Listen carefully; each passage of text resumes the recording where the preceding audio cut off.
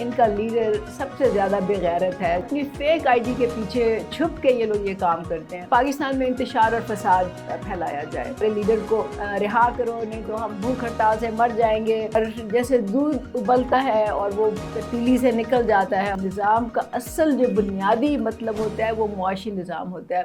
حال ہی میں جو نیپال میں آپ نے دیکھا جو اپ رائزنگ ہوئی لوگوں کی، خاص طور سے نوجوانوں کی، جو باہر نکلے سڑکوں پہ توڑ پھوڑ ہوئی اور انہوں نے سیاستدانوں کو کرسی تو چھوڑنے پہ مجبور کیا ہی کیا، ملک چھوڑنے پر بھی مجبور کر دیا. اب اس سے پاکستان میں کچھ لوگ کہنے لگے کہ جی ایسا ہی پاکستان میں بھی ہونا چاہیے، اور خاص طور سے پی ٹی آئی کے لوگ. اور پھر جب نہیں ہوا تو حزب معمول انہوں نے فوج کو برا بھلا کہنا شروع کر دیا اور پھر نوجوانوں کو غیرت کے طعنے دینے شروع کر دیے. اس پر مجھے تھوڑی سی ہنسی آئی کہ یہ نوجوان جو ہیں ان کا لیڈر سب سے زیادہ بے غیرت ہے، جو اپنی بیٹی چھوڑ کے اس کو نہیں مان کے بھاگ گیا. اور پھر یہ خود جو ہیں یہ اتنے میں کہوں گی بے غیرت ہیں کہ یہ صرف سوشل میڈیا پہ بیٹھ کے باتیں کرتے ہیں. باتیں کیا کرتے ہیں؟ بد زبانی کرتے ہیں، گالیاں دیتے ہیں، اور پھر وہ بھی منہ چھپا کے، مطلب اپنی فیک آئی ڈی کے پیچھے چھپ کے یہ لوگ یہ کام کرتے ہیں. تو یہ بے غیرت کس کو کہتے ہیں مجھے تو سمجھ نہیں آتی. لیکن ایٹ دا سیم ٹائم ہمیں پتہ ہے کہ جیسے عمران خان نیازی جو ہے وہ دوغلا ہے، منافق ہے، اسی طرح اس کے چیلے بھی منافق ہیں اور دوغلے ہیں. اس پورے ایکسرسائز سے ان کا مقصد یہ تھا کہ کسی نہ کسی طرح پاکستان کو برا کر کے دکھایا جائے، پاکستان کی تذلیل کی جائے ایک طرح سے، اور پھر پاکستان میں انتشار اور فساد پھیلایا جائے. ساتھ ساتھ وہ اپنی سیاست چمکاتے ہیں. ہر موقع کوئی نہیں چھوڑتے جس میں کہ وہ پاکستان کو نیچا دکھانے کی کوشش نہ کریں. اور پھر مجھے اس بات پہ بھی ہنسی آتی ہے کہ جس لیڈر سے اتنی محبت کے دعوے کرتے ہیں اس لیڈر کے لیے صرف سوشل میڈیا پہ بیٹھ کے باتیں کرتے ہیں. کوئی باہر نہیں نکلا. کسی نے کم از کم اپنے اپنے شہروں میں بھوک ہڑتال کی ہوتی، اس کو سوشل میڈیا پہ پروموٹ کیا ہوتا کہ ہمارے لیڈر کو رہا کرو نہیں تو ہم بھوک ہڑتال سے مر جائیں گے. کسی نے اپنے آپ کو آگ نہیں لگائی. اگر اتنی محبت ہوتی ہے تو پھر تو لوگ ایسے ہی کرتے ہیں نا. لیکن ان میں اتنی نہ جان ہے، نہ غیرت ہے، نہ ہمت ہے، نہ جرت ہے، لیکن باتیں بس ان سے کوئی کروا لے. بہرحال تو اس طرح کی جو اپ رائزنگز ہوتی ہیں وہ آپ سمجھ لیں دودھ کے ابال کی طرح ہوتی ہیں. یہ نوجوان لوگ ہوتے ہیں، ان کو ایموشنل ہوتے ہیں، جذباتی ہوتے ہیں اور غصے میں ہوتے ہیں. تو یہ باہر نکلتے ہیں اور جیسے دودھ ابلتا ہے اور وہ پتیلی سے نکل جاتا ہے اور نیچے گر جاتا ہے اور اس کا وہ پھر اس کے بعد وہ فوراً ٹھنڈا ہو جاتا ہے اور بات ختم ہو جاتی ہے. اسی طرح یہ تحریکیں بھی ایسی ہوتی ہیں. اس کو ہم نے دیکھا عرب سپرنگ میں یہی ہوا. کتنے ہی ملکوں میں مڈل ایسٹ میں اس طرح کی تحریکیں چلیں. انہوں نے ڈکٹیٹرز کو بھی ڈپوز کیا. انہوں نے سلطان جو ان کے بادشاہ تھے ان کو بھی تخت چھوڑنے پر مجبور کیا. لیکن کیا ان ملکوں کی حالت بہتر ہوئی؟ نہیں ہوئی نا، کیونکہ وہاں پہ نظام نہیں بدلا. اور نظام سے میں ہمیشہ کہتی ہوں نظام کا اصل جو بنیادی مطلب ہوتا ہے وہ معاشی نظام ہوتا ہے، کیونکہ معیشت کے اوپر آپ کا باقی سارا ڈھانچہ جو ہے وہ استوار ہوتا ہے. جب تک معیشت کا نظام آپ صحیح نہیں کریں گے، اس کو بدلیں گے نہیں، اس کو جس میں کہ دولت کی تقسیم ہوتی ہے، جس میں کہ مواقع اور وسائل پر دسترس ہوتی ہے، جب تک کہ وہ ایگیلیٹیرین سسٹم نہیں ہوگا، جب تک کہ اس پہ سب کی برابر کی دسترس نہیں ہوگی، آپ جتنی مرضی تحریکیں چلا لیں، جتنے مرضی سڑکوں میں نکل آئیں، جلاؤ گھراؤ کر لیں، کچھ اس کا نتیجہ نہیں نکلے گا. تو اس طرح کے واقعات کو نہ تو آپ تحریک کہہ سکتے ہیں، نہ ہی اس سے آپ کو انقلاب کی کوئی امید رکھنی چاہیے. ابھی یہ میں نے ایکچولی کچھ جو نیپال میں نوجوان تھے میں نے ان کو ویڈیوز پہ سنا، مطلب یوٹیوب پہ آپ کو معلوم ہے میڈیا پہ سب کچھ موجود ہے آج کل. تو 3-4 ینگ لڑکے تھے، لڑکیاں بھی تھیں، ان کو میں نے سنا اور اس سے مجھے پتہ چلا کہ وہ جینوئنلی وہ سنسیئرلی چاہتے ہیں کہ کچھ تبدیلی ہونی چاہیے، لیکن ان کے پاس پولیٹیکل نالج نہیں ہے، پولیٹیکل میچورٹی نہیں ہے، ان کے پاس کوئی آئیڈیالوجی نہیں ہے.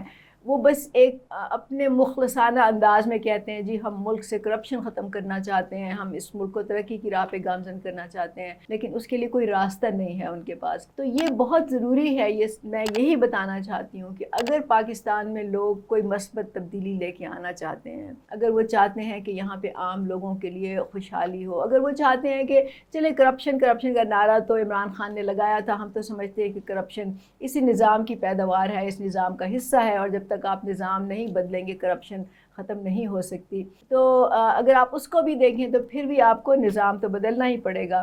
اور نظام کو بدلنے کے لیے سڑکوں پہ نکلنا کافی نہیں ہوتا، اس کے لیے آپ کو اپنے آپ کو علم سے، اپنے آپ کو سیاسی شعور سے لیس کرنا پڑتا ہے، آپ کو سیکھنا پڑتا ہے، سمجھنا پڑتا ہے، اور پھر آپ کو منظم ہونا پڑتا ہے، تنظیمیں بنانی پڑتی ہیں، ایک سیاسی قوت کے طور پہ سامنے آنا پڑتا ہے، اور پھر آپ کو ثابت قدمی سے اس راستے پہ چلنا پڑتا ہے، اور آپ کے ساتھ ایک لیڈرشپ ہونی چاہیے جو آپ کو گائیڈ کرے، جو آپ کو لیڈ کرے، جو سینٹرل کمانڈ ہوتی ہے، اس کے بغیر آپ کیسے کوئی تبدیلی لے کے آ سکتے ہیں؟ It is not possible.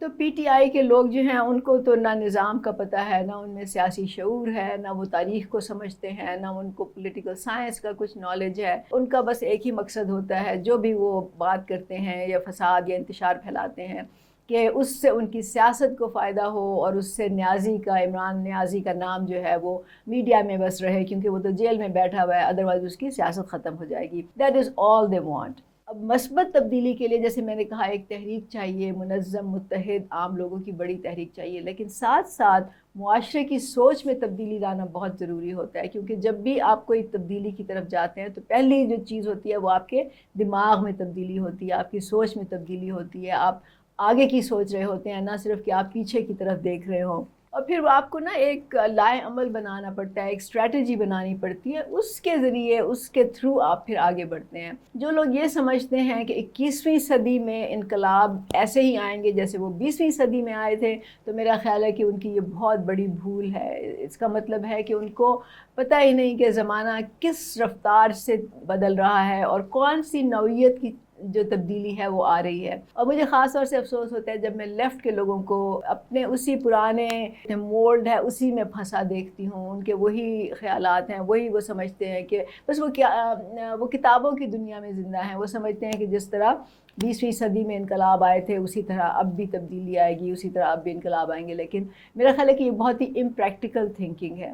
اگر عام لوگوں نے ایک تحریک چلانی ہے جس میں باشعور لوگ ہوں، جس میں وہ ثابت قدمی سے چلیں، نظریہ ہو، لیڈرشپ ہو، سارا کچھ ہو ان کے پاس، تو اس کے لیے آپ کو ایک پلیٹ فارم چاہیے ہوتا ہے۔ میں نے بار بار کہا ہے، جواز صاحب نے بار بار کہا ہے کہ برابری پارٹی اس وقت واحد وہ پارٹی ہے، واحد جماعت ہے، واحد سیاسی جماعت ہے جو کہ آپ کو یہ پلیٹ فارم مہیا کرتی ہے۔ کوئی اور پارٹی آپ کو جگہ دے گی اس چیز کی، نہ وہ آپ کو اپنے آفس میں گھسنے دیں گے، نہ آپ کو وہ کوئی امپورٹنس دیں گے۔ اب تو ساری عمر ان کے کارکن ہی بن کے بیٹھے رہیں گے، اور کارکن بن کے زندہ رہیں گے، اور کارکن بن کے ان کی خدمت کرتے رہیں گے۔ مجھے ہنسی آتی ہے جب پی ٹی آئی کے لوگ اپنے آپ کو کارکن کہتے ہیں، مطلب they don't even have the vision کہ وہ بھی لیڈر بن سکتے ہیں۔ تو ہم تو لوگوں کو یہ ویژن دینا چاہتے ہیں کہ آپ بھی لیڈر بن سکتے ہیں، آپ بھی اس تحریک کو آگے لیڈ کر سکتے ہیں، لیکن ظاہر ہے کہ اس کے لیے کچھ کرائٹیریا ہے جو آپ کو میٹ کرنا ہوگا۔ تو آپ ان باتوں پہ سوچیں، صرف جذبات میں آنا، ایموشنل ہونا، غصہ کرنا،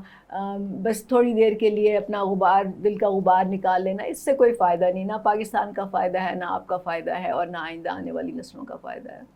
بہت شکریہ۔